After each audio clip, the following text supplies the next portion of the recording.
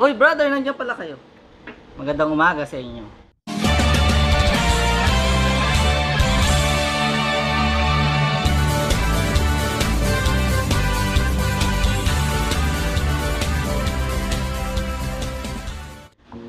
Ngayon, nandito ako sa aking lamesa.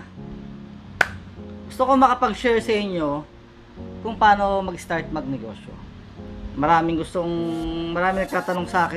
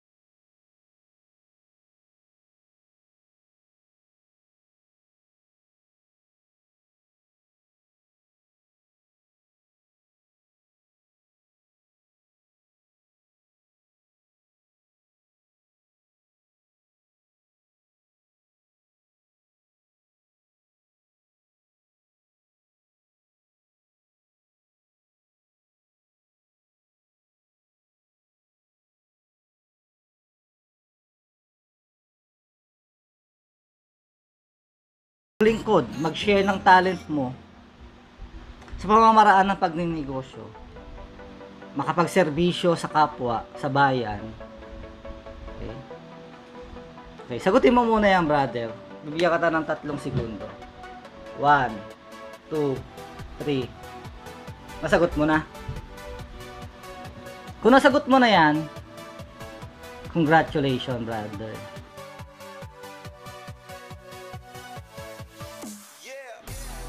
Isa ka ng negosyante bukas. At kung nasagot mo ang pinaka-paborito mong tanong sa sinabi ko, ang pang-5, congratulations ulit. Kasi, isa kang mabuting negosyante, brother.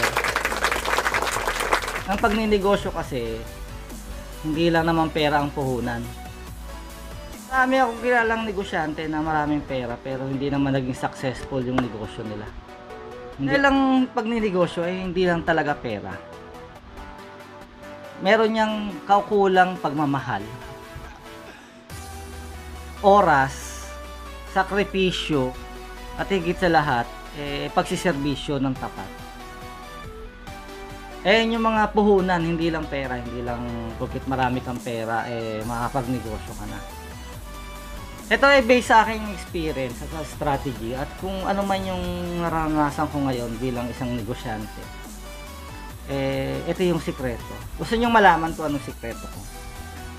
Hindi pa ako successful sa pamamagitan ng nakikita nyong karangyaan. Wala pa akong sariling bahay, wala pa akong sariling malalaking kotse o ari-arian na malalaki. Ang tagumpay kasi, brother, hindi yan sinasabi ko. Tagumpay pamamagitan ng mga material na bagay. Ako, makikita ko ang tagumpay o ang meaning na ang tagumpay para sa akin. Ang tagumpay ay nananatili kang respetado. Nananatili kang tiwala sa'yo yung mga tao. Wala kang kaaway. Higit sa lahat, may peace of mind. Kaya ang meaning sa akin ng tagumpay. Sa part meron na ako noon kasi nakikita ko na yung mga bagay na may respeto sa akin, sa kapwa ko. Yan. So, hindi lahat nga ng pagnenegosyo. Marami talaga akong nakilala na nagnegosyo. Hindi talaga nagtagumpay. Even ako dati, marami na akong sinubok na na negosyo. Meron akong sinubok na car wash, sinubok na mga cellphone station, mga accessories, spa. Nagsubok na rin ako niyan. Ano pa ba mga nasubukan ko? Nagtinda na rin ako ng kung ano-ano. Pero nung that time, hindi ko pa alam yung pinakasikreto kung paano magnegosyo. Kaya siguro, hindi ko naabot yung tagumpay. Some part ng tagumpay na nagtuloy-tuloy yung negosyo. Ngayon, sasabihin ko na sa inyo kung anong sikreto, kung paano talaga mag-start magnegosyo. Okay. Gusto niyo na bang malaman, mga brother?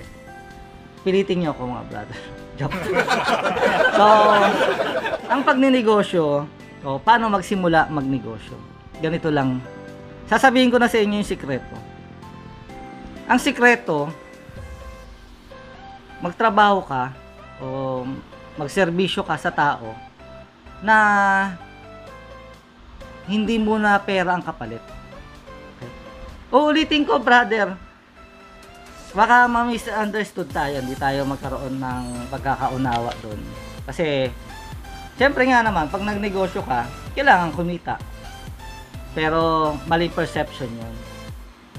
Doon ko mapapatunayan sa inyo na maling perception yun. So, pag nagnenegosyo ka pala, pag nagnenegosyo ka, dapat isipin mo muna maglingkod sa kapwa mo. Iwasan mo manglamang. Iwasan mo yung mga bagay na pang sarili mo na iniisip mo. Ito na yung sikreto na sinasabi ko. Isipin mo na maglingkod sa kapwa.